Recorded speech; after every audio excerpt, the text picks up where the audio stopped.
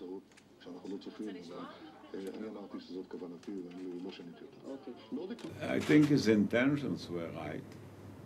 He couldn't have foreseen what will the Palestinians accept or reject. So he took a risk, he went a very long way. But in fact, the Palestinians either they were late or they were blind to the offers, or lag behind and live in the past. I think if there will be a chance for the continuation of the peace process, then I don't see any reason why not have a national government. If it will be a government without a peace policy, why have it in a united way? Why have a united failure? And a peace policy you think might be possible with Mr. Sharon in charge? I really don't know. I can't speak on his behalf. Answer is yes. I don't any other way to judge. Well, either the world will have to change or Sharon will have to change. It cannot remain as it is. But the polls are showing that the support for peace in Israel did not go down. 69% in the last poll says they are for the continuation of the peace process. So I imagine that Sharon will have to draw conclusions.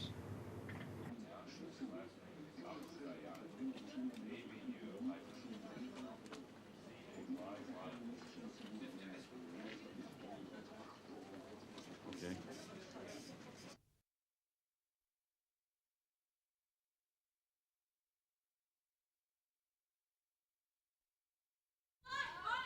לבחור.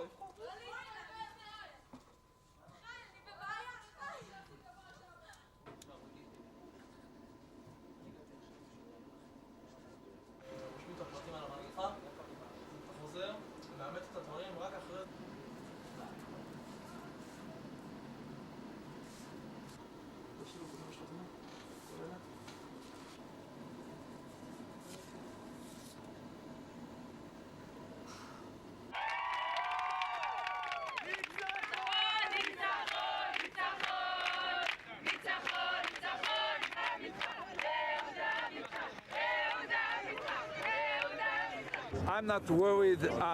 I believe that the last moment of contemplation by the people of Israel will bring the people back to the ballot, all of them to vote for their interests, and they will vote for disengagement from the Palestinians, for setting clear limits to the extremism and to the political settlements, and to set a border that will differentiate or divide us from the Palestinians, and only with a clear and strong border there will be tranquility, personal security, deterrence, dignity and mutual respect.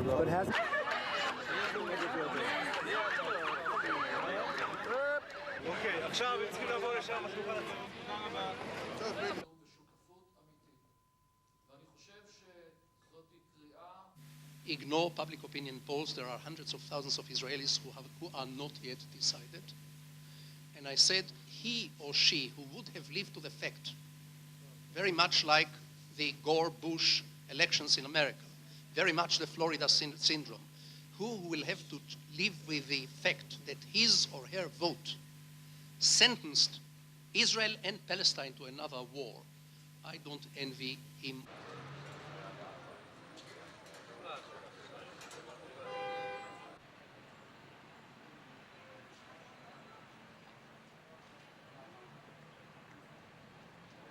Mr. Sharon!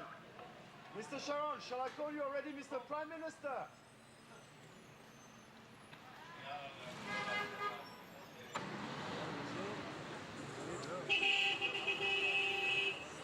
We are very optimistic. We believe that Mr. Sharon will win in a landslide, and I guess that's what's going to happen.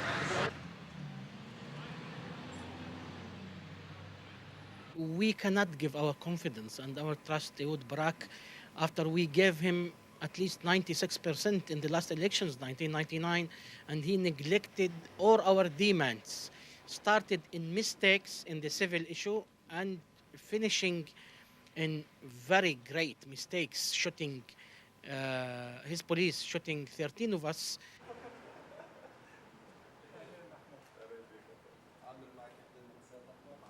We consider the Israeli elections as an internal Israeli affair, and we don't want to intervene in the internal affairs of Israel.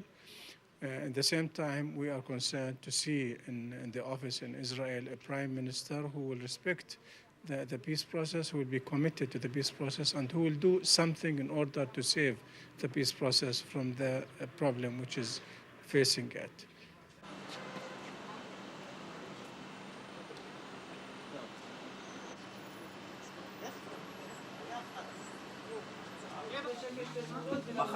מחר המשרד הפנים פתוח, מ-8 עד